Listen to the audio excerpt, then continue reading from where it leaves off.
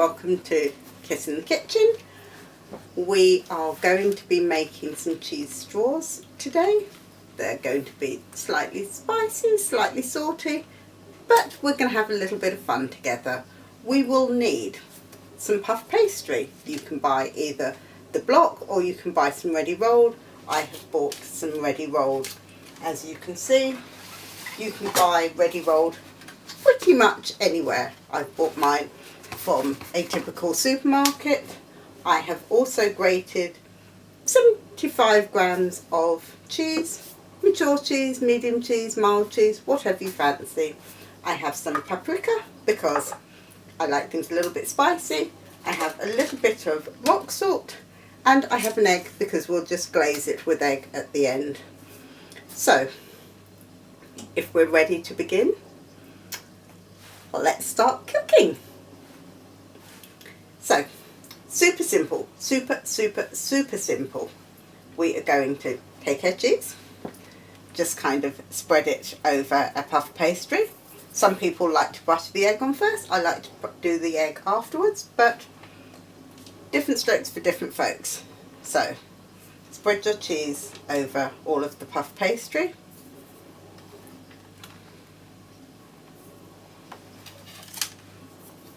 And I've just realised I've forgotten to tell you, but it will be perfectly clear. We're only actually going to need 3 utensils. We're going to need a brush for applying the egg, we're going to need a knife for cutting, and we're going to need a fork for beating the egg. So super simple. So here we are, all spread out. We're going to crack open, using a knife, our paprika. Quick spritz of paprika. I like both sweet and spicy, but if you only like sweet, just use the sweet. If you like the spicy, just use the spicy. Really, all good. So that was the sweet, this is the spicy. Be a little bit modest with your use of the spicy, unless you really like things on the Scorpio scale. So I'm going to take a little bit of this and just sprinkle it from up high.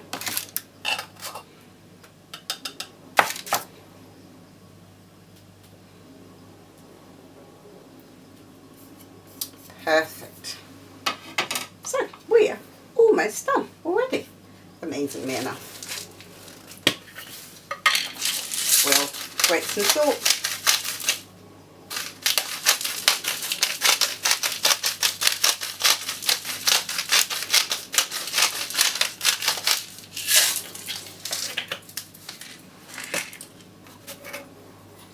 Crack our egg open.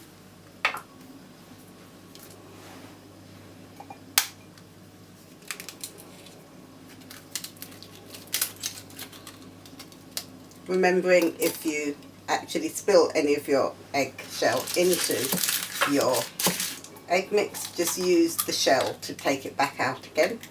And I see that I have today. I don't always, but sometimes. And we'll be good. So,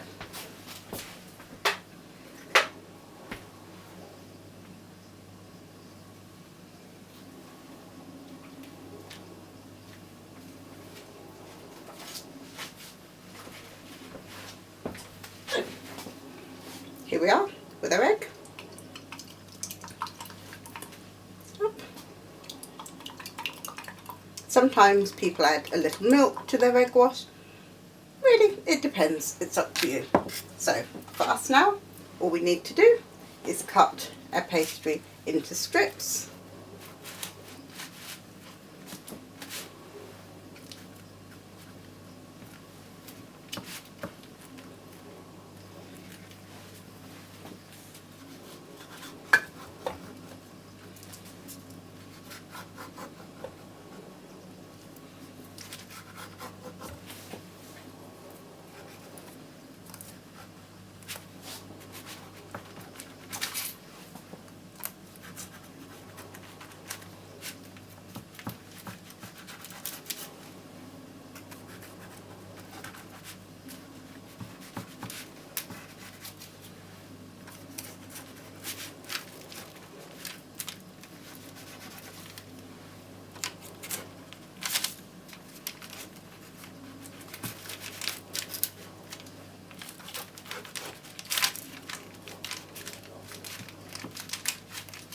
perfect. So because I'm actually going to be serving this for lots of people, it's going to be like finger food, I'm going to cut it into 3 going this way.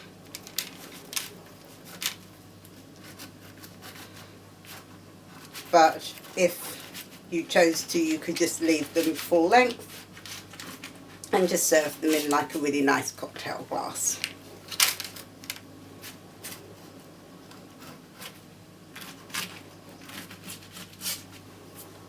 Brilliant. And then literally we twist. We take it and we twist. And we pop it down. And we just keep going until we've got through all of the pastry. Nice and simple. If some of the cheese falls off, fine, just stick it on another bit. All very, very easy.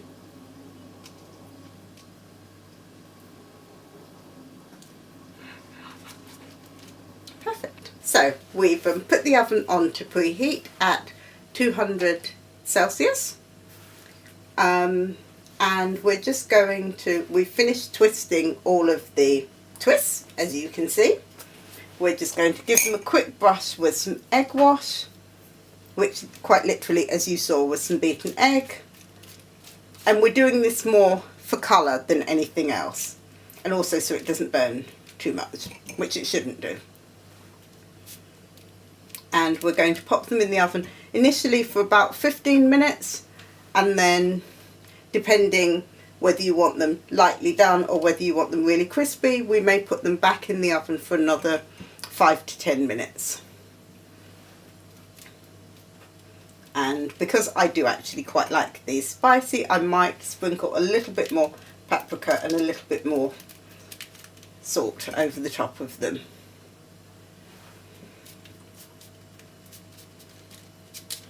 We probably spent 5 minutes doing our twists.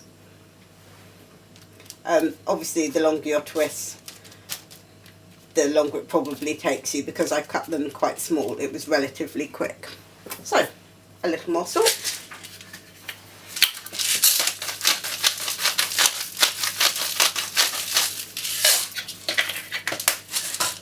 A little more sweet, I think.